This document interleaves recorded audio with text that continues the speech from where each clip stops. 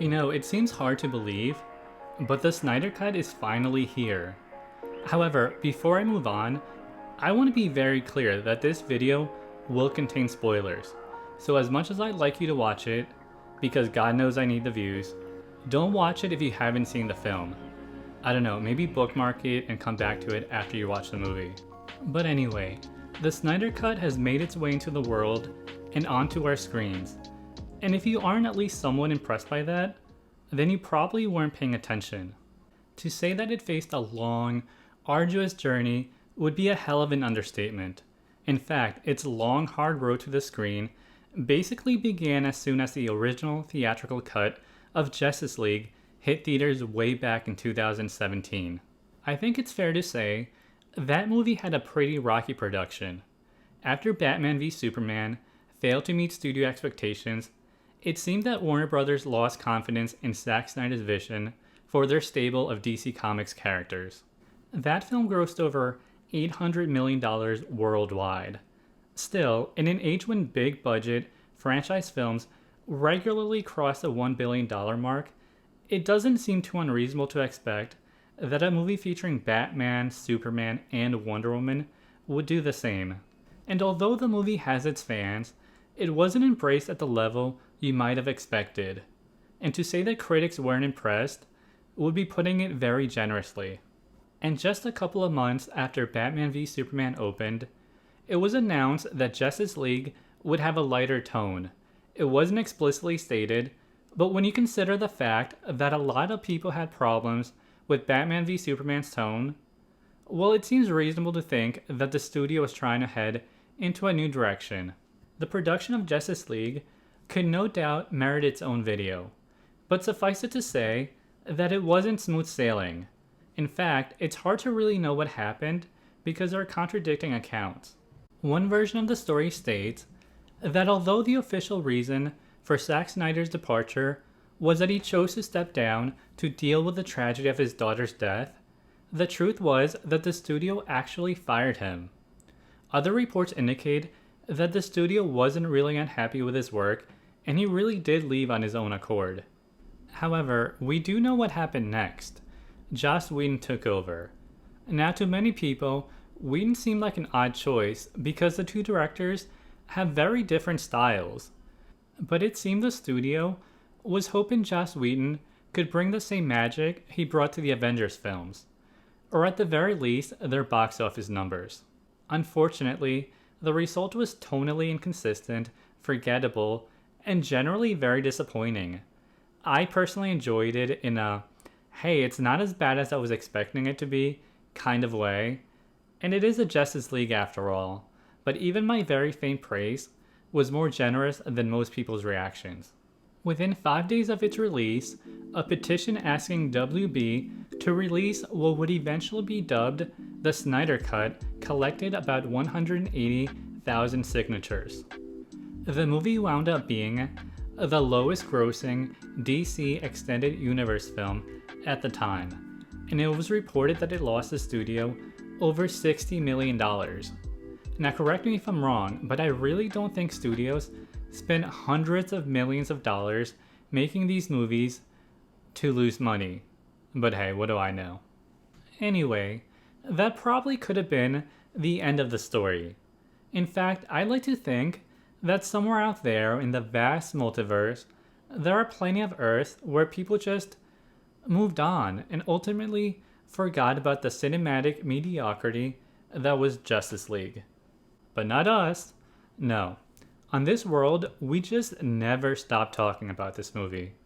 I honestly believe that if the Justice League we got in 2017 had been really good, we probably wouldn't still be talking about it. But the incredibly devoted fan base engaged in a never-ending campaign that I won't even try to cover in this video.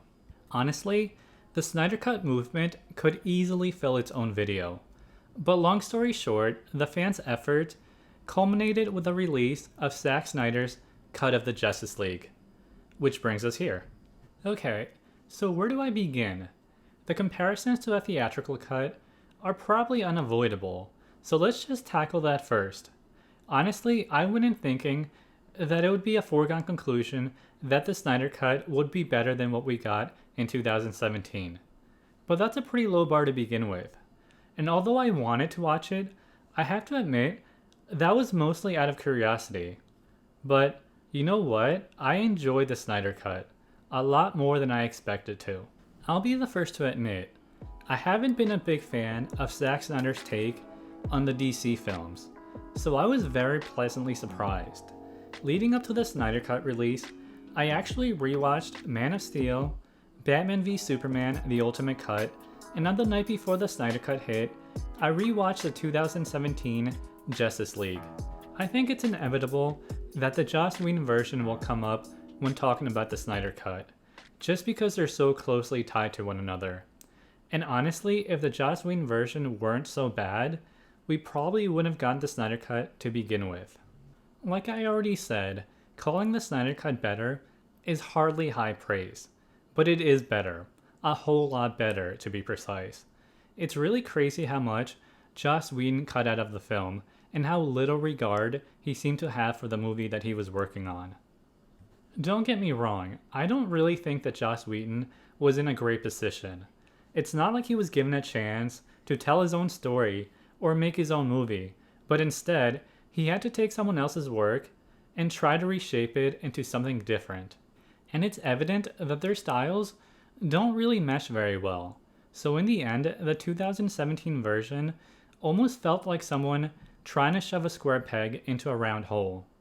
So now that we got that out of the way, let's talk the Snyder Cut. First of all, the plot is basically the same. Batman, played by Ben Affleck, is still getting the team together. Steppenwolf, voiced by Kieran Hines, is still trying to get the mother boxes, and the Justice League has to stop him. But although the basic plot remains the same, there is a world of difference in the details and execution. But let's get one thing straight. The movie isn't perfect, not even close.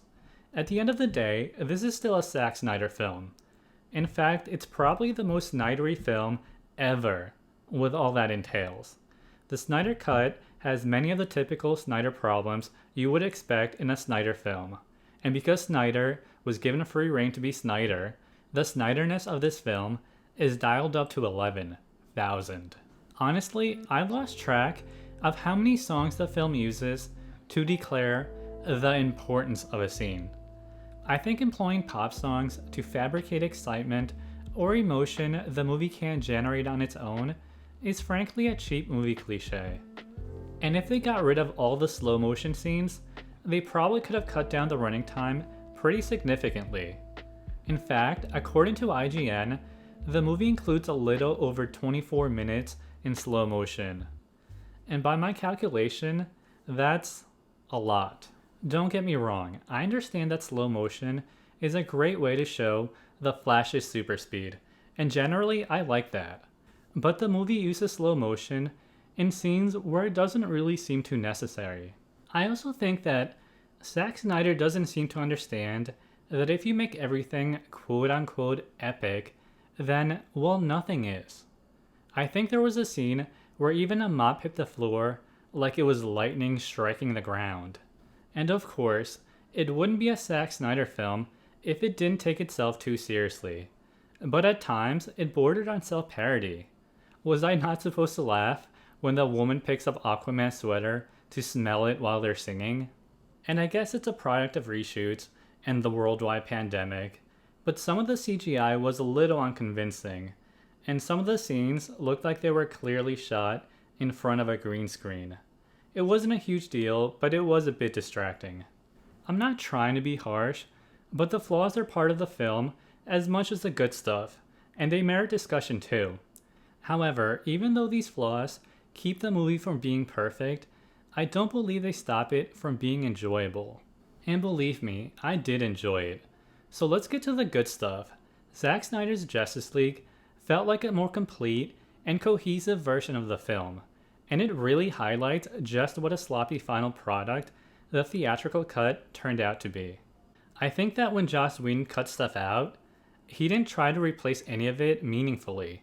Instead, it seems like he just wanted to fill in the gaps with quips, one-liners, or, having Flash fall on Wonder Woman's chest because that worked out so well in Age of Ultron. The Snyder Cut gives the movie a sense of cohesion that was previously missing. Things make sense in terms of the narrative, and we also understand the characters' motivations. In the theatrical cut, Steppenwolf sort of just knew where the mother boxes were and merrily went about his fetch quest. Here, we really get to see how he got to that point. For example, we see him torturing Atlanteans, trying to figure out where their mother box was. And aside from giving the movie some very welcome cohesion, the Snyder Cut also makes things matter. In the theatrical cut, things just sort of happened as if they were being checked off a list. Nothing had any real weight or any sense of stakes.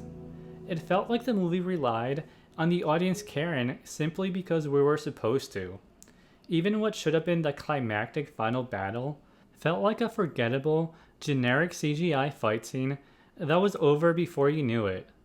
But here, you get the whole picture and the characters feel fleshed out. You care about them because of what's on screen, not just because you're supposed to.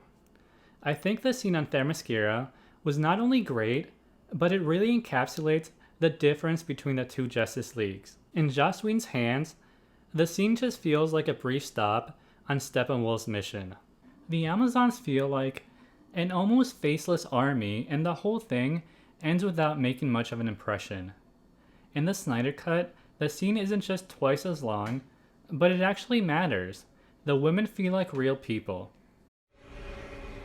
Daughters of Themyscira! Show him your fear! We have no fear! Seriously, that little bit was not only incredibly awesome, but it established a real connection. Suddenly, they're not a faceless army, but badass and brave women who you care about. I honestly think that could be the Amazons' Wakanda Forever moment. The scene is more exciting, has real stakes, consequences, and a genuine sense of loss. I'm not going to list all the ways the Snyder Cut is better than the theatrical version, because that would take too long and you could just watch the movie for that. But I think that scene not only highlights a crucial difference between the two versions, but it also shows why the Snyder Cut works so well. I feel like Joss Whedon took out the heart of the film and Zack Snyder was able to put it back in. Not only that, but the characters feel a lot more fleshed out. They all get their moments to shine, and they feel like individuals rather than plot devices. By now, I think we all know that Ray Fisher, who plays Cyborg, was very unhappy with Joss Whedon's involvement. I think that even if we just look at how his character's role was diminished in the theatrical cut, Ray Fisher had a right to be upset. It really felt like Cyborg drew the short straw, and then that straw was taken from him. But in the Snyder Cut, he's not only a real character, but one that's just as important as the others. His backstory is meaningfully fleshed out instead of just vaguely being hinted at. Ezra Miller, as the Flash, also has more meaningful screen time.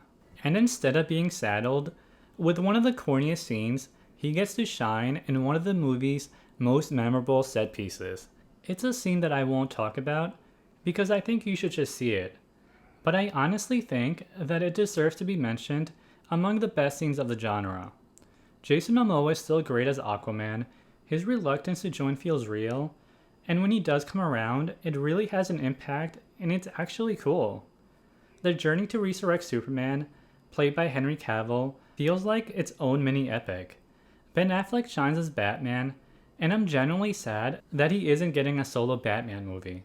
Gal Gadot as Wonder Woman is still great. She's still the badass that she should be. Steppenwolf actually registers as a villain, rather than feeling like a generic CGI bad guy. We understand his motivations, and it might sound hard to believe, but at one point, you can't help but feel some sympathy for the guy. Hell, even Mera, played by Amber Heard, has some great moments.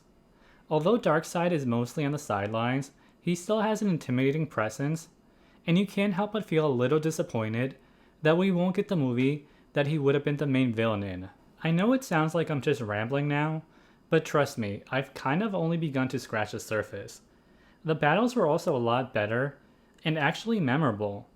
It really makes Joss Whedon's version feels so hollow. Not only that, but the movie has some really great small moments. I've loved Jeremy Irons' portrayal of Alfred since Batman v Superman, and I'm thrilled to say that he shines here as well. I really love a scene he had with Wonder Woman, where he simply told her the right way to make tea.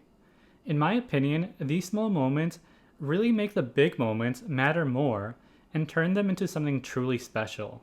And I know the Snyder Cut wasn't perfect, but really, what movie is? It was fun, exciting, and genuinely moving. And yes, it was 4 hours long, but you know what? It didn't feel like it to me. I was planning to watch it over a couple of nights, but I watched it all in one, and I'm gonna watch it again. I think it really shows what a difference it makes when a movie is a product of someone's passion. And if anything, I hope it convinces more studios that it pays to trust a filmmaker's vision. As for the nightmare epilogue stuff, I've noticed that it's been very divisive, but I actually liked it. It really makes the movie feel, I don't know, comic booky, which I really liked. Sometimes it could feel like these movies are almost ashamed of comic books. For example, as much as I love The Dark Knight, it almost feels like a movie that just happened to have comic book characters in it. There's nothing wrong with that, and I love The Dark Knight as much as everyone else. But the Snyder Cut felt like a comic book movie through and through, and I really like that about it. Like a lot of people, I'm very curious to see what happens next, and if the sequels he wanted to make somehow manage to happen, I would watch them, and that's definitely something I didn't expect.